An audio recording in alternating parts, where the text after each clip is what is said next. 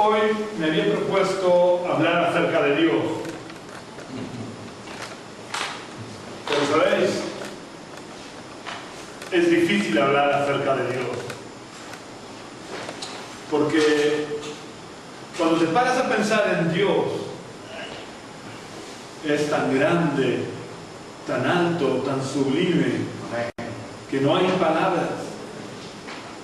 Es que uno puede mirar todo el diccionario de la Real Academia de la Lengua Española y darse cuenta que no hay palabras que puedan describir a Dios. Así que de todas maneras voy a hablar de Él, pero vamos a ver un poco la grandeza de Dios.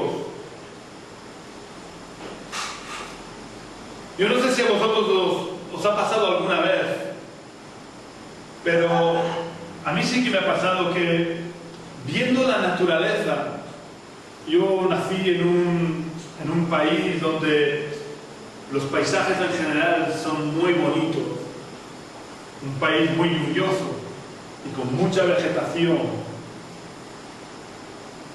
Y cuando miras la naturaleza puedes ver un poco la grandeza de las obras de Dios. La verdad es que viendo la naturaleza me quedo deslumbrado ante la grandeza de Dios y no entiendo cómo hay personas que no pueden creer en Dios porque dicen que no lo ven. Yo os digo la verdad, yo veo a Dios todos los días en su creación. Es que hay cosas que parecen tan obvias y sin embargo luego no las podemos aplicar a la vida espiritual. Como el hecho de que no hay un reloj sin relojero, no hay una guitarra sin un luthier que la fabrique, no hay un piano sin un no sé quién los fabricará. Pero sin embargo es tan difícil para la gente entender y aceptar que no puede haber una creación tan hermosa sin un creador. Ante mis ojos se hacen realidad las palabras del apóstol Pablo, que dice que lo invisible de Dios, su eterno poder y deidad, se hacen claramente visibles a través de las cosas hechas. Es verdad que no podemos ver al ser divino, no podemos ver al Dios en su naturaleza, no lo podemos ver de momento. Llegará el día que lo veremos y que llegaremos a conocerlo como nosotros hemos sido conocidos. Y dice la Escritura que antes que los cielos fueran creados, antes que la tierra fuera creada, Dios ya nos había conocido y nos había amado. Pues las Escrituras dicen que llegará el día que nosotros lo conoceremos como hemos sido conocidos. Nuestra mente será abierta, serán rotas las limitaciones de la carne y podremos comprender a Dios. Por eso, aunque hay muchas veces que decimos, cuando llegue delante de la presencia de Dios le tengo que preguntar, yo te puedo decir que no le preguntarás nada, porque tus ojos serán abiertos, tu mente será abierta y podrás entender y comprender lo que ahora escapa a nuestra mente por lo pequeña de nuestra mente. A veces que me paro a pensar en Dios, porque, como sabéis, Dios me ha dado una mente racional y yo trato de razonarlo todo, porque Dios me ha hecho así, pero reconozco que la fe no va en contra de la razón humana, la fe solamente la supera. Y muchas veces me paro a pensar en Dios, en cómo será Dios. Me gustaría poder decirle, por favor, abre un poquito mis ojos que pueda ver algo de ti. Algo aparte de lo que ya digo, que su creación me habla de Él, su creación me demuestra de su existencia. A veces Él habla al corazón, pero me gustaría ver con estos ojos humanos lo que, por ejemplo, vieron Moisés. Que Moisés un día, hablando con Dios, le dijo que quería verlo. Y Dios le dijo así, pues, ponte ahí en esa hendidura de la roca y yo pasaré delante de ti. Pero dice la Escritura que cuando Dios iba a pasar, Dios tapó con su mano los ojos de Moisés, porque nadie puede verlo y seguir viviendo. Y solo cuando ya Dios pasó por delante de él, le quitó la mano y Moisés pudo ver la espalda de Dios. Yo sé que todo esto es un antropomorfismo, es decir, es una forma de expresar para que los seres humanos podamos entender, porque Dios no tiene una espalda como la podamos tener nosotros, pero a veces pienso que qué privilegio tuvo este Moisés de poder ver la espalda de Dios. Yo me conformo con que me pusiera la mano delante y pudiera ver solamente la palma de su mano. Pero es que Dios es tan grande, tan sublime, que probablemente quedaríamos tan deslumbrados por su gloria que nos quedaríamos ciegos, como le pasó a Pablo. Cuando trato de meditar en la persona de Dios, en lo que es el ser divino, en cómo Dios obra, no tengo más remedio que unirme a lo que David dice en el Salmo 139, versículo 6, que vamos a leer. Salmo 139, versículo 6.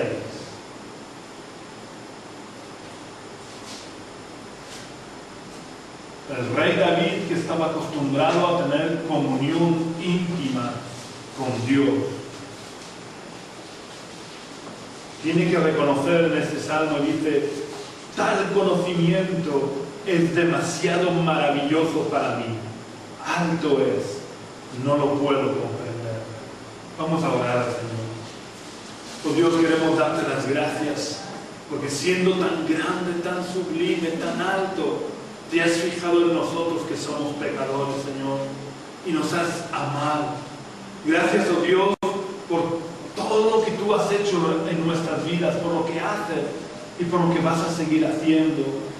Oh Dios, gracias, Señor, porque tú no nos has desamparado, a pesar de nuestra vileza, de nuestra maldad, de tu santidad, de tu grandeza y de tu poder, a pesar de esa distancia tan grande entre tú y nosotros. Eres un Dios cercano que has venido a morar en nuestros corazones, Señor. Oh Padre, yo quiero pedirte que en esta mañana tú me ayudes a llevar cautivos mis pensamientos a los pies de Cristo, Señor, y que me ayudes a expresar lo que quiero transmitir a tu pueblo. Oh Dios, que no sean palabras salidas de mí humanamente, de mi humano conocimiento, sino que sean palabras que salgan desde tu trono, Señor, y puedan hablar a cada uno de nosotros conforme a nuestras necesidades, Señor. Yo te pido que nos abran los ojos del entendimiento. Te pido, Señor, que cualquiera que escuche este mensaje pueda caer de rodillas a tus pies, Señor, y pueda ver tu gloria. Yo te pido, Señor, que tú unjas con tu Espíritu Santo y con poder tu palabra transmitida a través de mis labios, Señor. Y por la autoridad del nombre de Jesús, yo reprendo, ato y echo fuera de este lugar toda influencia del principado de las tinieblas. Yo ato todo espíritu inmundo que quiere impedir que entendamos cuál es la grandeza de tu gloria, Señor. Oh Padre, yo te pido que tú te manifiestes y te reveles a cada uno de nosotros en el nombre de Jesús.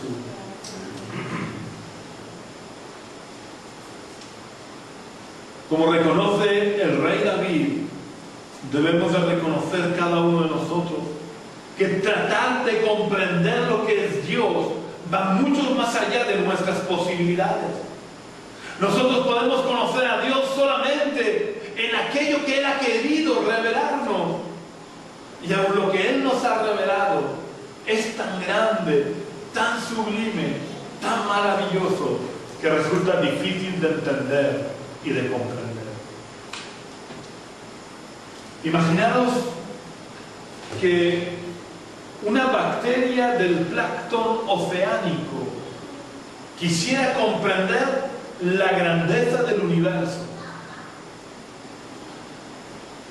le resultaría absolutamente imposible. Porque para la bacteria el océano es infinito y no sabe lo que hay más allá del agua del océano. Pues así somos nosotros cuando nos empeñamos en querer conocer y comprender a Dios, porque Dios es tan grande y nosotros tan pequeños que nos resulta imposible llegar a conocer a Dios. Pero es que además, si nos paramos a pensar en esto con un poco de lógica, ya os digo que Dios me ha dado una mente racional y me gusta analizar todo. Pero si nos paramos a analizar con una mente racional, con un poco de lógica, el por qué no podemos entender, por qué no podemos comprender a Dios, por qué Dios no puede revelarse en toda la majestad de su gloria al ser humano, llegaríamos a darnos cuenta que esto no tiene más remedio que ser así. Porque si nuestra mente tan pequeña y contaminada por el pecado fuera capaz de conocer a Dios en su plenitud, querría decir que realmente Dios no era tan grande. Y si Dios no fuera tan grande, tan alto y tan sublime, realmente no podría ser Dios. Así que, aunque a veces nos gustaría poder ver a Dios, nos gustaría poder conocer a Dios en toda la majestad de su gloria, tenemos que reconocer que si Dios fuera tan pequeño para que nosotros pudiéramos comprenderlo, no podría ser Dios. Cuando las personas se niegan a creer en Dios con argumentos como si no lo veo, no lo creo, o si Dios existiera no permitiría tal o cual cosa, o cualquier argumento parecido, realmente es porque están tratando de decir que Dios escapa a su capacidad de comprender a Dios. Porque si fuéramos capaces de comprender a Dios, no nos preguntaríamos por qué Dios permite tal o cual cosa, porque lo entenderíamos. Es decir, cuando yo quiero juzgar a Dios y quiero juzgar el hecho de la existencia de Dios o no en base a lo que yo puedo entender, comprender, puedo ver, puedo percibir, lo que estoy es tratando de limitar a Dios a la percepción humana, y eso es imposible. Eso, si Dios fuera así de pequeño que lo pudiéramos comprender, no podría ser Dios. Es curioso que cualquier incrédulo es capaz de ver un cuadro de un paisaje y quedar admirado por su belleza. Y aunque no conozcan al autor del cuadro, creen en su existencia y lo elogian por su habilidad para plasmar tanta belleza en un cuadro. Y sin embargo, si nos vamos a la naturaleza, hay tantísimos paisajes bellísimos en las Amazonas, en las montañas del Cauca, en los Alpes, en los polos, en tantos y tantos sitios. Hay paisajes tan preciosos. Hay paisajes que cuando los miras quedas asombrado y admirado por su belleza. Yo no sé si habéis visto, yo nunca lo he visto al natural, pero la belleza de una aurora boreal.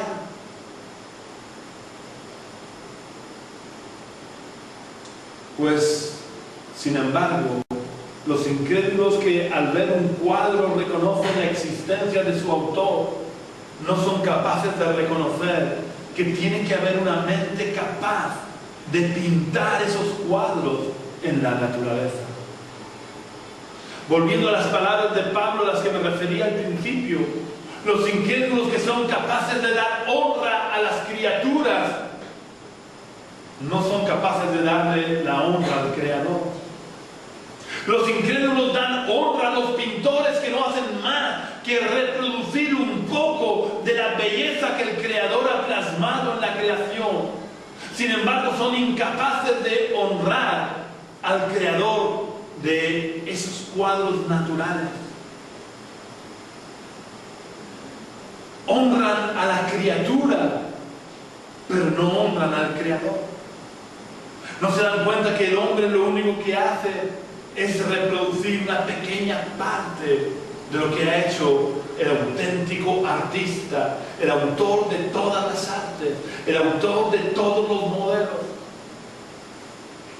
Como dice Pablo, pretendiendo ser sabios se hicieron necios, porque creo que no hay mayor necedad que negar la realidad de la evidencia de la existencia de Dios. Porque la grandeza de Dios, su eterno poder y su divinidad se hacen visibles a través de todo lo creado.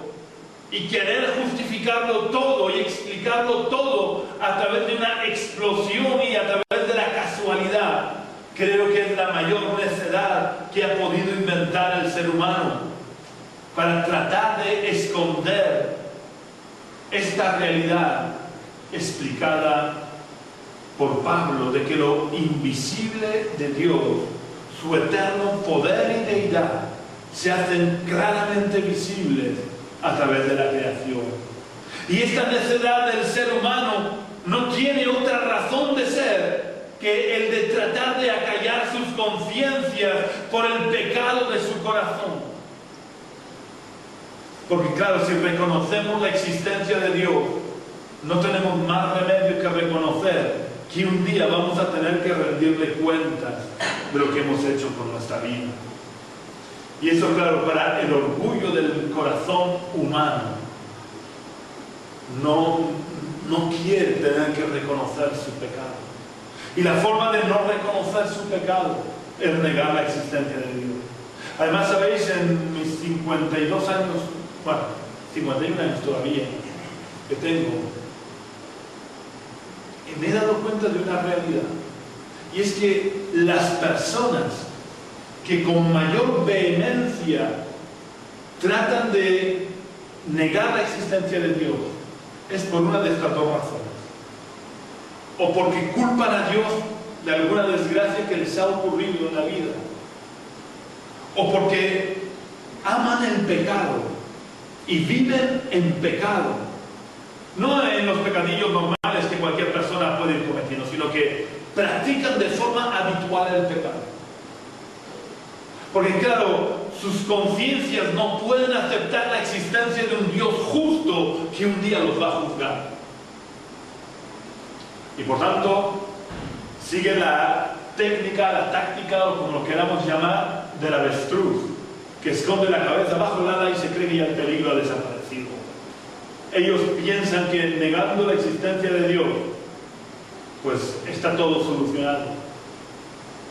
Pero ¿sabéis qué ocurriría si yo me subo a un séptimo piso y digo, la ley de la gravedad no existe, así que me voy a tirar desde el balcón del séptimo piso? ¿Sabéis lo que ocurriría? Que me quedaría como un sello pegado en el asfalto. Porque aunque yo niegue la existencia de la ley de la ley de la gravedad existe. Y el que yo niegue esa realidad no elimina los efectos de la ley.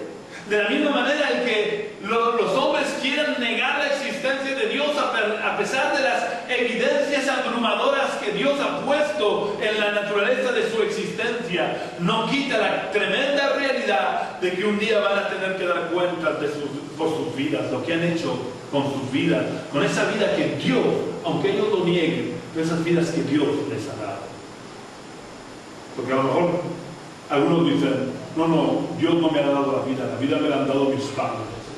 Y yo pregunto, ¿cuántas relaciones sexuales han tenido tus padres y solo has nacido tú?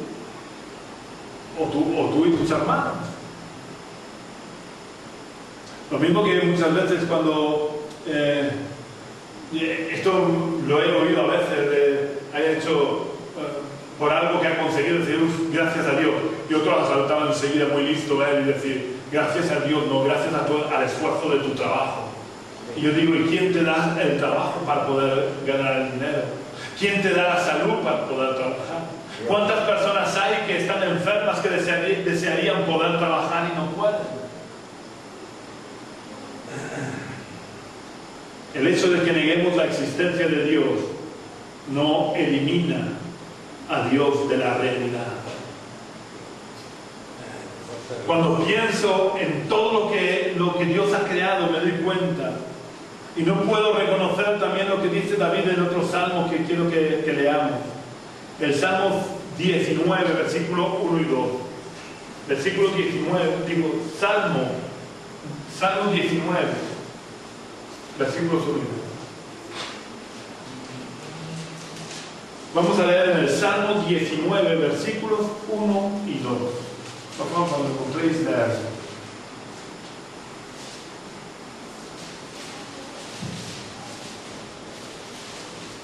Los cielos cuentan la gloria de Dios y el firmamento anuncia la obra de sus manos.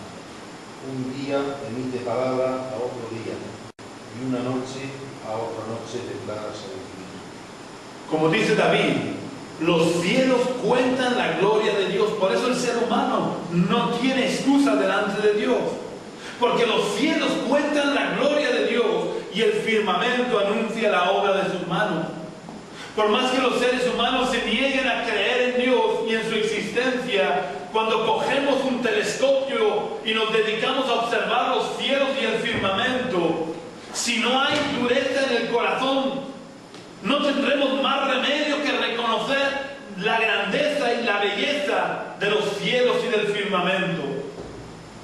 Y no tendremos más remedio que reconocer que esta grandeza y esta belleza están proclamando que Dios es real y que es infinitamente más grande de lo que podemos llegar a entender o comprender.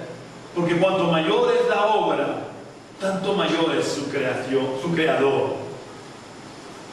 Para el ser humano, los cielos y el firmamento son tan grandes que los científicos y la mayoría de la gente los consideran como infinitos. Así que yo me pregunto, ¿cómo es que una obra infinita no es prueba suficiente de la existencia de un creador infinito?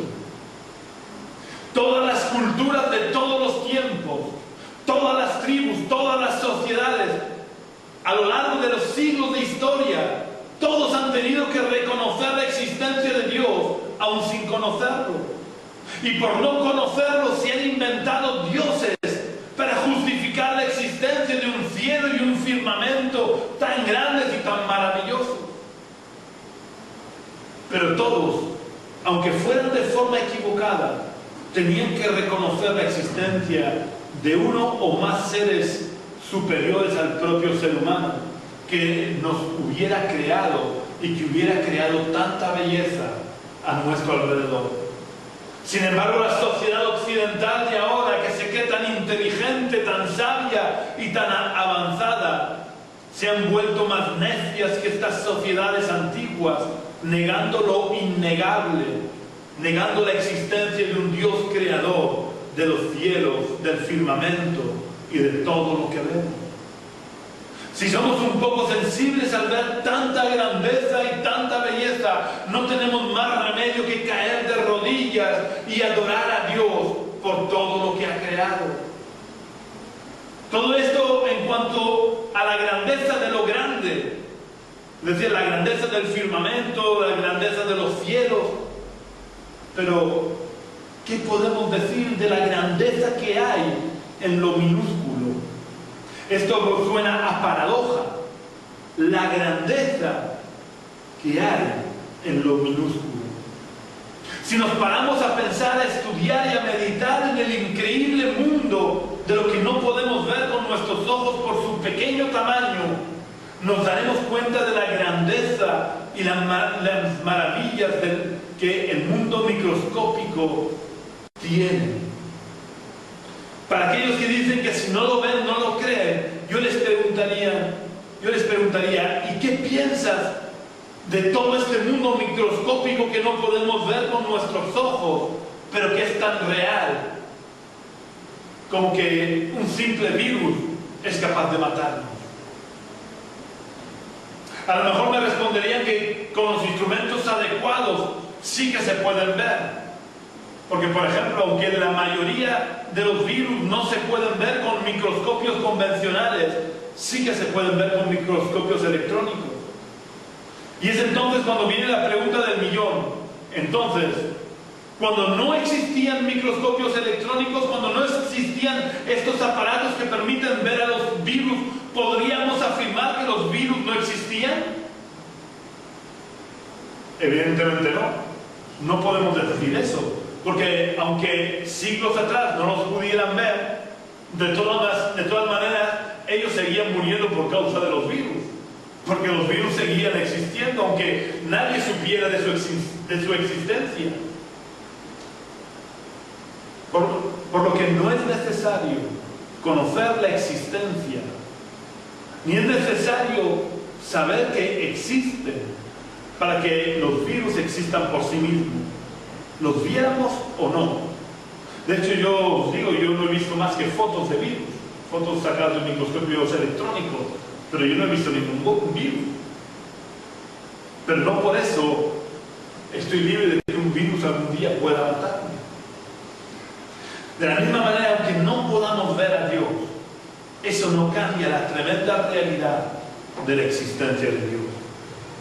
Y todas las personas que dicen, si no lo veo, no lo creo, si le dieran la oportunidad a Dios en sus corazones, podrían sentir la presencia de Dios en sus vidas, porque Dios es real y Dios transforma los corazones, aunque no lo veamos. Haciendo honor a la verdad, hay que decir que, aunque he hablado de que los virus pueden matarnos, la realidad es que la inmensa mayoría de todo este mundo microscópico es beneficioso. Para no entrar en detalles, solamente deciros que lo que hoy en día se conoce como la flora intestinal, que suena mucho con los yogures y con todas estas cosas, pues esto que se llama la flora intestinal no es más que un conjunto de bacterias y hongos microscópicos que nos ayudan a hacer la digestión, y que sin ellos no podríamos terminar la digestión de los alimentos y no podríamos incorporarlos a nuestros organismos. El mundo microscópico es tan grande y tan maravilloso como lo son los cielos y el firmamento. Cualquiera que se adentre en su estudio y lo haga sin prejuicios, no tiene más remedio que reconocer que esta grandeza que hay en lo pequeño nos habla también de la existencia de un Dios creador que necesariamente tiene que ser grande y maravilloso para poder diseñar este mundo infinitamente grande, bello y maravilloso que hay en un tamaño microscópico. Con todos los adelantos científicos, aún, por ejemplo, no se ha llegado a las profundidades oceánicas. Pero si meditamos en los océanos y estudiamos los océanos, nos daremos cuenta que también los océanos deberían de llevarnos a caer de rodillas ante Dios, ante un Dios tan grande y maravilloso como tenemos, que lo ha creado todo por el poder de su palabra. Estas profundidades oceánicas que no las conocemos, o que se conocen en una proporción muy pequeña, demuestran la majestad, la gloria y lo maravilloso que es nuestro Dios. Cuando se han podido hacer sondas que han llegado a fosas profundas en los océanos, que no han llegado a las profundidades absolutas, pero que sí han llegado a muchos metros de profundidad, se ven animales asombrosos, fruto de la mente tan grande, tan maravillosa de Dios. Lo miremos por donde lo miremos, la creación habla de la existencia de Dios y de la grandeza del Creador. Si nos paramos a pensar también en algo tan cotidiano para nosotros como es el propio cuerpo del ser humano, como cada órgano está puesto en el sitio justo y adecuado para realizar la función que debe de realizar. Podemos ver la interdependencia de unos órganos a otros.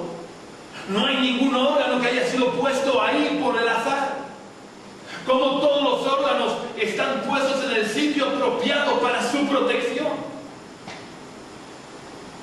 ¿Sabéis cuál es el hueso más duro que tenemos en el cuerpo humano? Este de aquí. porque tiene que proteger al órgano más necesario y más delicado. ¿Sabéis? Nuestro cuerpo es aproximadamente un 70% de agua, pues el cerebro llega al 90% de agua. Si no estuviera tan bien protegido por una caja tan dura, cualquier golpecito nos mataría. Pero si nos vamos a pensar dónde está el corazón, los pulmones, que también son órganos vitales, están metidos dentro de una especie de armadura de hueso también, que además no son como el cráneo, que es un bloque rígido, son tiras para permitirnos la movilidad.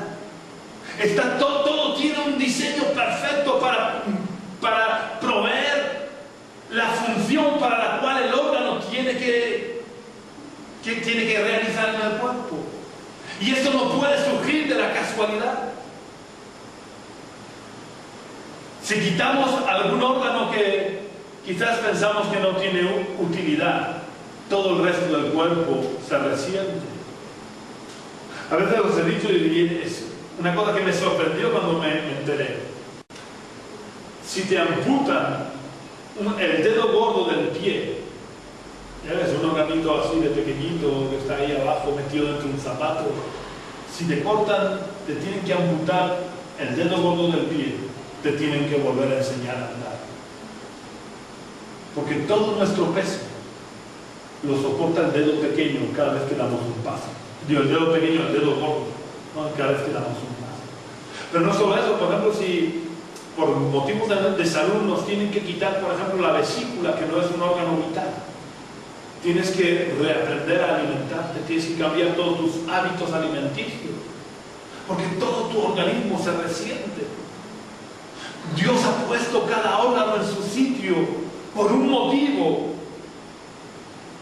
y realiza una función.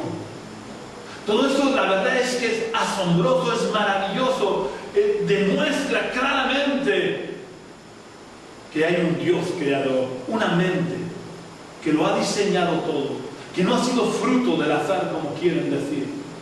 El azar sería imposible que produjera cosas tan dependientes unas de otras. Todo ha seguido un diseño claramente dirigido por una mente superior.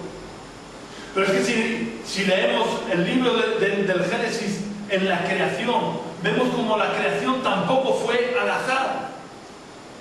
Lo primero que Dios hizo fue separar la luz de las tinieblas. Después separó el agua que había en la tierra del agua de la atmósfera, porque era absolutamente imprescindible para que pudiera haber vida en la tierra que hubiera una atmósfera protectora. Después Dios separa el agua que hay en la tierra de la tierra seca. Para poder crear algo sobre tierra seca necesitaba que hubiera tierra seca. Después lo primero que crea son las plantas. ¿Y sabéis por qué? Porque las plantas iban a servir de alimentación a todos los demás seres vivos. Pero no solamente eso, las plantas tienen una función imprescindible para la vida sobre el planeta, y es la producción de oxígeno. Para poder oxigenar el planeta era necesario que hubiera tierra. Es decir, para que los seres vivos pudieran vivir, primero tenían que haber plantas que originaran oxígeno. Pero las plantas no pueden vivir sin el sol. Así que acto seguido Dios, después de crear las plantas, crea al sol y todas las estrellas y todas las estrellas, planetas y todo lo que vemos en el firmamento. Ya estaba el planeta preparado para poder crear seres vivos. Y entonces Dios empieza creando los animales acuáticos y los animales y las aves. Y después crea los animales terrestres. Y por último, como guinda de su creación, crea al ser humano. La creación de Dios no fue al azar. No hay nada sobre el planeta que sea fruto del azar. Todo es fruto de una mente superior que ha dirigido la creación, que la sostiene y que la mantiene. Por eso lo miremos por donde lo miremos, la creación habla de la existencia y de la grandeza del Creador. Ahora bien, si somos sinceros, tendremos que reconocer que la creación solo nos habla de la existencia y de la grandeza del Creador, pero no nos dice nada en cuanto a Dios mismo y en cuanto a su plan de salvación. La naturaleza no nos revela que somos pecadores. La naturaleza no nos dice que necesitamos un Salvador. Cuando yo veo un paisaje precioso, puedo decir, alguien ha tenido que hacerlo. Pero no me dice que yo soy un pecador, no me dice que necesito un Salvador. Por eso Dios no ha dejado abandonada su creación, sino que con el paso del tiempo, Dios se ha ido revelando cada vez más al ser humano. Empezó revelándose a una persona o a personas concretas. Luego empezó a hablar a un pueblo, especialmente a un pueblo a través de profetas. Y luego Dios ya se reveló a sí mismo en la persona de Jesús. Esto es lo que dice el autor de la carta a los Hebreos en el capítulo 1 y versículos 1 al 3.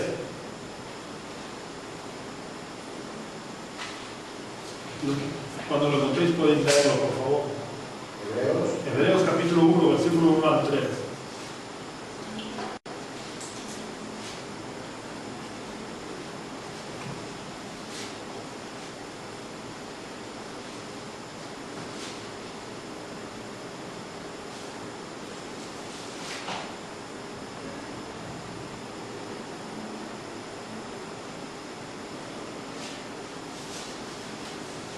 Dios, habiendo hablado muchas veces y de muchas maneras en otro tiempo a los padres por los profetas, en estos postreros días nos ha hablado por el Hijo, a quien constituyó heredero de todo y por quien asimismo hizo el universo, el cual, siendo el resplandor de su gloria y la imagen misma de su sustancia, y quien sustenta todas las cosas con palabra de su poder, habiendo efectuado la purificación de nuestros pecados, por medio de sí mismo se sentó a la diestra de la majestad en las alturas. Dios no solo se ha revelado a través de la creación, no solamente le ha dicho al ser humano, yo existo a través de las cosas creadas, sino que Dios se ha revelado a sí mismo, le ha hablado a las personas a lo largo de toda la historia, se ha revelado directamente al ser humano. Y en la mayoría de las ocasiones se reveló a través de los profetas, para darse a conocer y para darnos a conocer nuestra condición y nuestra necesidad de un Salvador. Y como Dios quería que lo conociéramos de una manera más real y personal, Dios se reveló a través del Hijo para que pudiéramos conocer su plan de salvación. Pero si nos paramos a meditar en este plan de salvación, una vez más tendremos que caer de rodillas y adorar a Dios. Porque este plan de salvación es tan grande y tan maravilloso, es tan sublime que es imposible que se le haya ocurrido a un ser humano. Cuando los incrédulos dicen que la Biblia ha sido escrita por hombres, bueno, aunque humanamente fueron escritas por hombres, pero ellos niegan la inspiración, es porque realmente no conocen el plan de salvación. Porque a ningún ser humano se le ocurriría el plan que a Dios se le ocurrió. Porque ¿quién diseñaría un plan de salvación en el que la persona ofendida es la que paga la ofensa del ofensor? O dicho con otras palabras y usando el término del dinero que todos conocemos, ¿qué persona diseñaría un plan para cancelar una deuda en el que la persona a la que se le debe el dinero es la que paga la deuda del deudor? Esto solo se le puede ocurrir a un corazón infinitamente amoroso y misericordioso. Por eso digo que si nos paramos a meditar en este plan de salvación, no tendremos más remedio que caer de rodillas y adorar a Dios. Porque a través de este plan, Dios ha mostrado su corazón infinitamente bueno, bondadoso y misericordioso.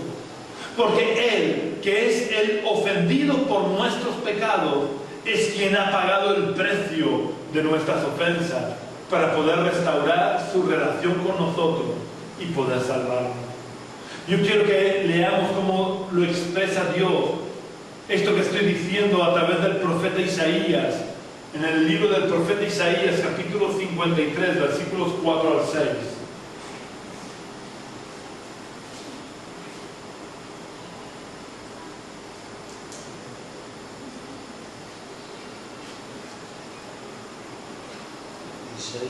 Isaías 53, versículos 4 al 6.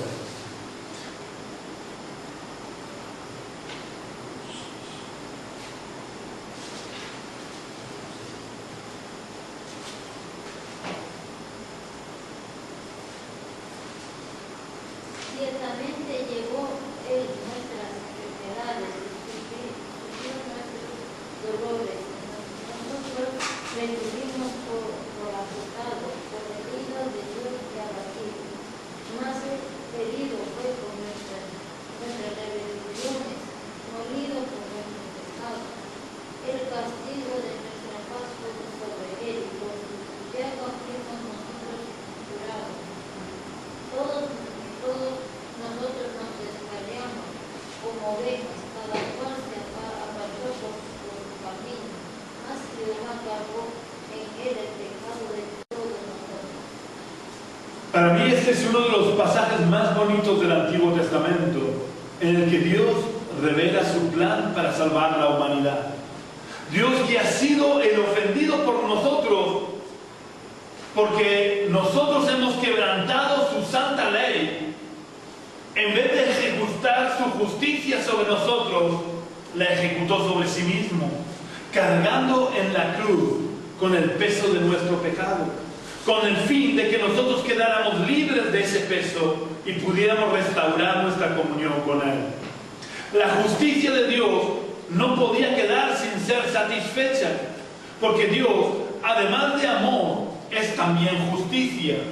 Y al igual que Dios no puede dejar de ser amor, tampoco puede dejar de ser justicia. Por eso la sentencia que su justicia demandaba por el pecado tenía que cumplirse. Y según Pablo le escribe a los cristianos de Roma, la paga del pecado, es decir, la sentencia que hay que cumplir por el pecado, es la muerte. La justicia de Dios no puede quedar satisfecha si no es con la muerte. Por eso era imprescindible que alguien muriera. Pero Dios manifestó la grandeza de su amor ejecutando la sentencia de muerte sobre sí mismo. Esto es algo que escapa a nuestra comprensión. ¿Por qué siendo Dios un Dios tan santo cargó con nuestros pecados en la cruz? ¿Por qué no ejecutó su justicia sobre cada uno de nosotros y ya está? La respuesta es muy sencilla y a la vez es gloriosa. Porque el Dios incomparable del que estamos hablando en esta mañana, que creó los cielos y la tierra por el poder de su palabra, tiene también un corazón incomparablemente grande, lleno de amor, de bondad y de misericordia. Este plan de salvación es tan grande y maravilloso como su diseñador, que no solo hace que nuestra deuda con la justicia de Dios sea cancelada, no solo hace que la ira de Dios quede aplacada, no solo borra nuestras rebeliones, sino que además nos convierte en nosotros, viles pecadores, en hijos de Dios. ¿Realmente hay algo más grande y maravilloso que este plan de salvación? Sinceramente creo que no. No me queda más remedio cuando pienso en todas estas cosas que os he hablado de esta mañana. No me queda más remedio que hacerme las preguntas que se hacía David en el Salmo 8 y versículo 4. Salmo 8 y versículo 4.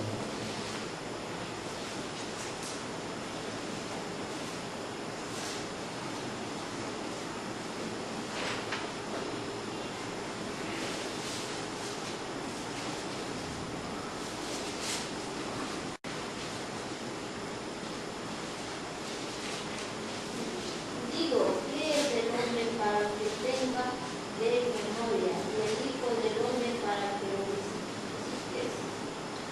De verdad que viendo la maldad y la dureza del corazón de los hombres, no entiendo que un Dios tan grande, tan poderoso y tan incomparable haya diseñado un plan para que nosotros, que hemos ofendido gravemente a Dios con nuestros pecados, no solo podamos obtener su perdón, sino que además nos convirtamos en sus hijos con plenos derechos sobre nuestra herencia. Después de ver la grandeza de Dios en su creación y en su plan de salvación, sigo preguntándome, ¿cómo es posible que los seres humanos seamos tan necios de no ver a Dios cada día en su creación, pero sobre todo en su relación con el ser humano? Porque ¿quién de nosotros soportaría tantas ofensas como Dios tiene que soportar a diario por parte del ser humano sin ejecutar sus juicios sobre la tierra? Porque la verdad es que Dios a diario tiene que soportar tantas ofensas, tiene que soportar tantas blasfemias, tiene que soportar tanta indiferencia, tiene que soportar incluso que los seres humanos estén negando su existencia cuando Él en su naturaleza ha dado muestras más que de sobra de su existencia. Dios es grande y maravilloso, pero también es inmensamente amoroso, bondadoso y misericordioso. Solo tenemos que abrirle la puerta de nuestro corazón para poder experimentar el poder de su amor en nosotros. Y cuando experimentamos el poder de su amor en nosotros, no nos queda más remedio que unirnos al cántico de Moisés y al cántico del Cordero, escrito en Apocalipsis, que dice: grandes y maravillosas son tus obras, Señor Dios Todopoderoso. Justos y verdaderos son tus caminos, Rey de los santos. ¿Quién no te temerá, Señor, y glorificará tu nombre? Pues solo tú eres santo, por lo cual todas las naciones vendrán y te adorarán, porque tus juicios se han manifestado.